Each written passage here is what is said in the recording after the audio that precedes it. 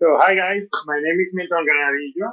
I'm from Venezuela and I live in Miami. That's why I have this sexy accent. The cool thing about having this accent is that if you guys don't laugh, I'm going to blame it on the accent. Um, I've been living in the States for about 5 years and 17 pounds. And the thing that's harder to explain is the Venezuelan situation because it's very surreal, right? Because of all this socialist agenda, there's no food, there's no meat, for example. So it's America's worst fears: communism and veganism. Yeah, I've been doing some Zoom shows, and most times they suck. This one is amazing. The last last time I did a Zoom show, there was a lady with her camera and her mic on. And while I was trying to perform, she was cutting her toenails. So while I was talking, all you could hear was click, No. click, click, click. And the thing that pissed me off, it was that was funnier than my set. Puerca, cochina. Yeah. I think that happened during quarantine. I'm very embarrassed. It's very humiliating, but I feel like I need to share with you guys. I got addicted to a drink called White Claw. If you don't know White Claw, great, you're making good decisions in life. Maybe that's why Canada is a better country than the States.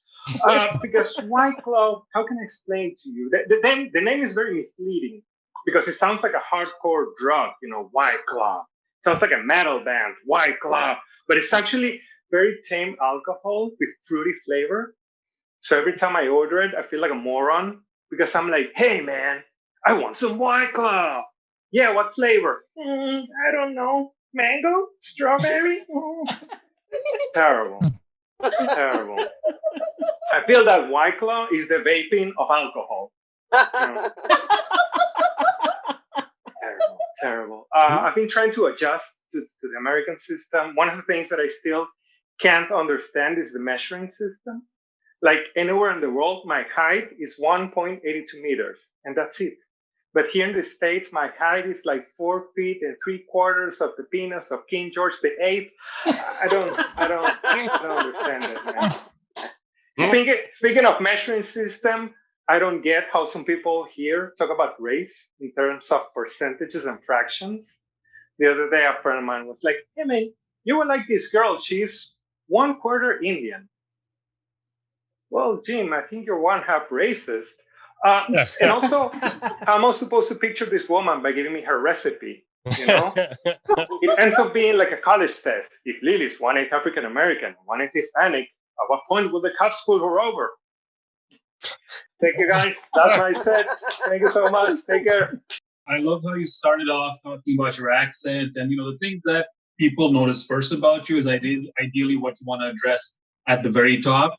Remove that barrier between you and the audience. That's a good move to start over with. And I love just the general cadence. It was a great set. It was one of those things where I remember, even if I don't remember your jokes, I remember that you made me laugh, and I remember what you're about.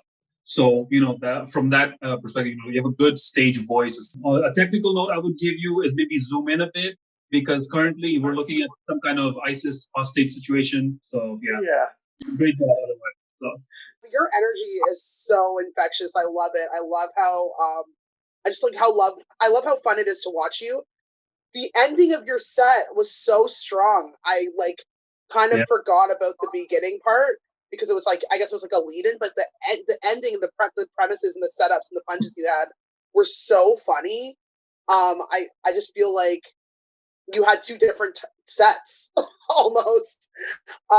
Because in the beginning, it's like you had to explain everything, but when you got into like the White Claw and everything from there on, I was like really hooked. So I love the joke writing on that, and I love the like subtle political, really funny recipe stuff. I thought that was hilarious, and it just made me think of all the times that's happened. And the way that you explain it is very like subtle and right to the point. Like, oh, what is like there's a recipe going on here? Like it's like really funny to put it in such a simple term. So great job on that. I really enjoyed that. I'm just gonna echo what the others. The writing is strong. That joy that you had over your name getting done right was genuine, right? Like there was no, there was no acting there. There was just like, holy shit, you got it right. No one ever does. Straight up. Yeah, and I mean, just like I love when people can do something like that off the top of the set. That is, reacting to something that's happened, from another comic set or something that the host did or something that's happening in the audience. Just a throwaway comment that lets us know you're up there and you're in charge.